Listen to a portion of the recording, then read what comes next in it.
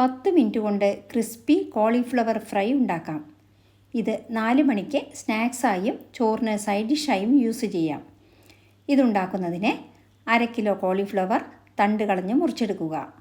ഇനി 1 litre ചുടുവെള്ളത്തിൽ 1/2 spoon ഉപ്പിട്ട് തിളയ്ക്കുമ്പോൾ കഴുകി അരിഞ്ഞു വെച്ച കോളിഫ്ലവർ ഇട്ട് 3 മിനിറ്റ് നല്ലപോലെ തിളപ്പിച്ചതിനു ശേഷം വെള്ളമില്ലാതെ വാരി വയ്ക്കുക.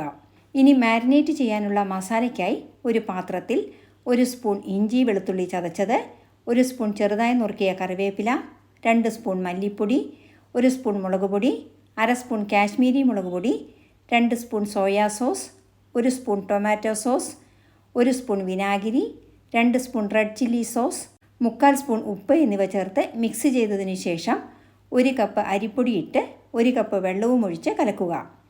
വാരി വെച്ച കോളിഫ്ലവർ നല്ലപോലെ തണുത്തതിന് ശേഷം 2 സ്പൂൺ അരിപ്പൊടി ഇട്ട് മിക്സ് ചെയ്യുക. ഇനി ഇത് നമ്മൾ തയ്യാറാക്കിയ മസാലയിലേക്കിട്ട് നല്ലപോലെ യോജിപ്പിക്കുക. ഇനി ഇത് ചൂടായ കടലെണ്ണയിൽ കുറേശ്ശെയിട്ട് 7 തൊട്ട് 8 മിനിറ്റ് നല്ലപോലെ വറുക്കുക.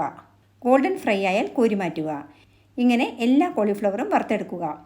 ഇനി ഒരു പാനിൽ 1 സ്പൂൺ എണ്ണയൊഴിച്ച് ചൂടാകുമ്പോൾ 1 സ്പൂൺ വെളുത്തുള്ളി അരിഞ്ഞതും 2 പച്ചമുളക് നീളത്തിലരിഞ്ഞതും കുറച്ച് കറിവേപ്പിലയും കൂടിയിട്ട് വഴറ്റി ഗോൾഡൻ കളർ ആവുമ്പോൾ വറുത്ത കോളിഫ്ലവർ ചേർത്ത് വഴറ്റി മല്ലിയില തൂവി വാങ്ങുക.